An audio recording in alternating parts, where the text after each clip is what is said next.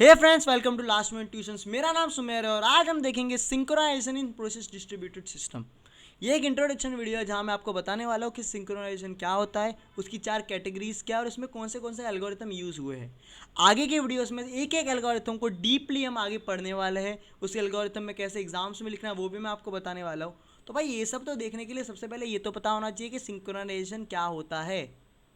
तो सिंक्रोनाइजेशन को अगर मैं बेसिक हिंदी में बोलूँ या फिर एक एग्जाम्पल के साथ बताऊँ तो कभी कभी क्या होता है, अपना फ़ोन स्विच ऑफ हो जाता है जब गिर जाता है या फिर अचानक बैटरी खत्म हो जाती है, तो वो अपने को क्या टाइमिंग पूछता है। क्या पूछता है कि भाई give me the timing, set time.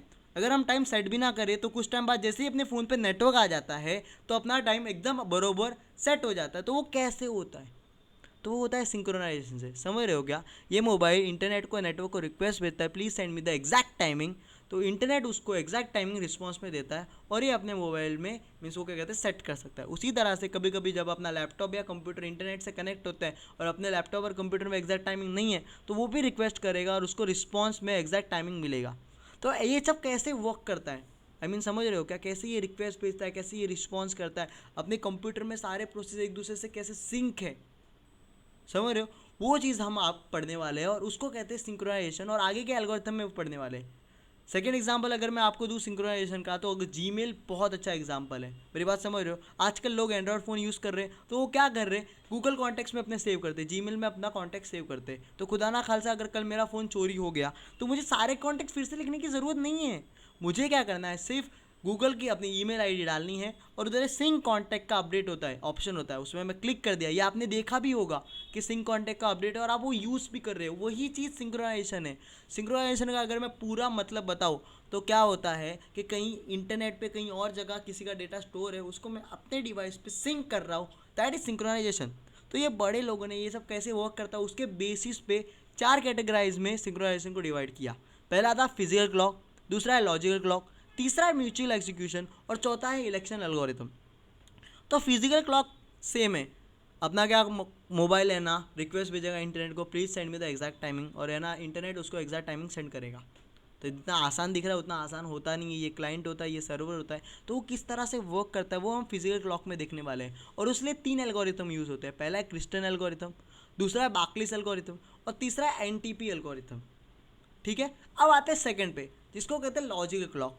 Logical clock क्या होता है पता है? इसमें ना अपने कंप्यूटर में अपन अपनी चीज़ें देखेंगे। मेरी बात समझ रहे हो? कंप्यूटर में अगर एक कंप्यूटर है, ये इंटरनेट से कनेक्ट नहीं है, बाकी 4-5 कंप्यूटर उससे कनेक्टेड है, तो बाकी टाइमिंग में फॉर एग्जांपल इसमें ना प्रोसेस होता है। प्रोसेस में अगर एक प्रोसेस दूसरे प्रोसेस के बाद होना चाहिए, सारे एक साथ नहीं होने चाहिए, मतलब यार सब गुचड़न नहीं होना चाहिए, इसीलिए ना लॉजिकल क्लॉक यूज़ होता है। लॉजिकल क्लॉक में क्या होता है, for example send message receive के पहले होना चाहिए। अगर मैसेज सेंड ही नहीं हुआ तो रिसीव नहीं होगा। तो इसमें ये लोग टाइम स्टैम्प का यूज़ करते हैं। टाइम स्टैम्प मतलब क्या कि सेंड को एक टाइमिंग दे दें और रिसीव को दो, मतलब भाई पता ही चलेगा कि सेंड एक है, मतलब 2 के पहले ही वो आ रहा है। उसी तरह से लॉजिकल क्लॉक, और ये कैसे वर्क करता है उसके लिए 2 एल्गोरिथम है। पहला है लैम्पोर्ट्स एल्गोरिथम, लैम्पोर्ट्स लॉजिकल क्लॉक एल्गोरिथम, और दूसरा है वेक्टर क्लॉक एल्गोरिथम। आगे देखते हैं, the third cheese is mutual execution. तो म्यूचुअल एग्जीक्यूशन क्या होता है वो मैं बताता हूँ। ये इमेज में जैसे आप देख रखते हो, एक टाइम पे एक ही बंदा वॉशरूम जा सकता है। समझ रहे हो? उसी तरह से म्यूचुअल एग्जीक्यूशन में क्या होता है, 4-5 पीसी है ना एक ही चीज़ यूज़ करे। फॉर एग्जांपल 4-5 पीसी है ना एक प्रिंटर शेयर करे, तो क्या 4-5 पीसी एक टाइम पे प्रिंटर यूज़ कर सकते हैं? नहीं, एक टाइम पे एक ही बंदा यूज़ कर सकता है। तो जैसे मैंने यहाँ पे वॉशरूम बताया, यहाँ पे आप प्रिंटर डाल सकते हो, क्रिटिकल सेक्शन डाल सकते हो। समझ रहे हो? एक टाइम पे एक ही बंदा। अगर 2 बंदे एक ही टाइम पे कुछ चीज़ यूज़ कर रहे हैं, समझो वॉशरूम भी है, तो भाई कुछ गड़बड़ है। समझ रहे हो मेरी बात? उसी तरह से क्रिटिकल सेक्शन एक टाइम पे एक ही बंदा यूज़ करता है, उसे कहते हैं म्यूचुअल एग्जीक्यूशन। तो उसको 2 पार्ट में कैटेगराइज किया है, पहला है नॉन टोकन और दूसरा टोकन बेस। तो टोकन है तो भाई बंदा पहले जा सकता है। नॉन टोकन पे क्या होता है, कंडीशन है, अगर ये कंडीशन सेटिस्फाई हुई तो भाई तेरे को एंट्री मिलेगी, वरना नहीं मिलेगी। समझ रहे हो? तो टोकन बेस एल्गोरिथम 3 एल्गोरिथम है कि भाई टोकन है तो कौन से टोकन के कैसे काम करता है, उस पर 3 एल्गोरिथम बने थे। पहला था सुजुकी कसामी एल्गोरिथम, दूसरा था सिंगाल ह्यूरिस्टिक एल्गोरिथम, तीसरा था Raymond tree algorithm. Non token पे भी 3 एल्गोरिथम बने थे। पहला था लैम्पोर्ट्स एल्गोरिथम, दूसरा था रिकार्ड अग्रवाल एल्गोरिथम और तीसरा था माइकावा एल्गोरिथम। समझ रहे हो? आगे आते हैं तो फोर्थ चीज़ है इलेक्शन एल्गोरिथम। तो भाई इलेक्शन एल्गोरिथम क्या होता है पता है? अपने जो प्रोसेस होता है ना कंप्यूटर में, उनमें भी है ना नेता वेता बनते हैं भाई। समझ रहे हो? अगर 20-30 प्रोसेस है ना तो एक बंदा कोऑर्डिनेटर बनेगा, यानी नेता बनेगा जो दूसरे प्रोसेस को संभालेगा। तो अगर समझो एक नेता मर गया तो अब नया नेता बनाना पड़ेगा, तो इलेक्शन हो गए। तो ये प्रोसेस में इलेक्शन कैसे होते हैं यार, कैसे भाई नेता को इलेक्शन मिलते हैं, वोट मिलते हैं, वो हम इस इलेक्शन एल्गोरिथम में देखने वाले हैं। जहाँ 2 टाइप के एल्गोरिथम होते हैं, पहला होता है बुली एल्गोरिथम, दूसरा होता है ring algorithm. So that's it, मैंने बता दिया कि भाई सिंक्रोनाइजेशन क्या होता है, उसके 4 कैटेगरीज बता दी। तो thank you so much video देखने के लिए। अगर आपको वीडियो अच्छा लगा तो प्लीज़ इसको अपने व्हाट्सएप ग्रुप पे शेयर करिए। अगर आपको कुछ भी डाउट है इस टॉपिक रिलेटेड तो आप मेरे को ईमेल कर सकते हो, मैंने अपने कॉन्टैक्ट नंबर्स भी दिए, आप मुझे मैसेज कर सकते हो, फ़ोन कर सकते हो, मैं आपको I will be very happy to clear your doubts.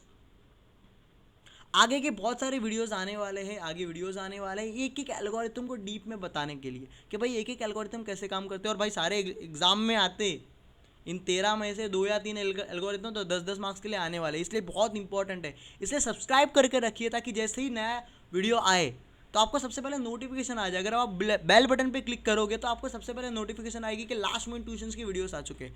ऐसे ही बहुत सारे अलग अलग सब्जेक्ट्स की भी वीडियो था, आप वो भी जाके देख सकते हो लास्ट मिनट ट्यूशंस पे। And thank you so much last minute tuition को इतना सपोर्ट करने के लिए। Best of luck for exams, have a nice day, thank you so much.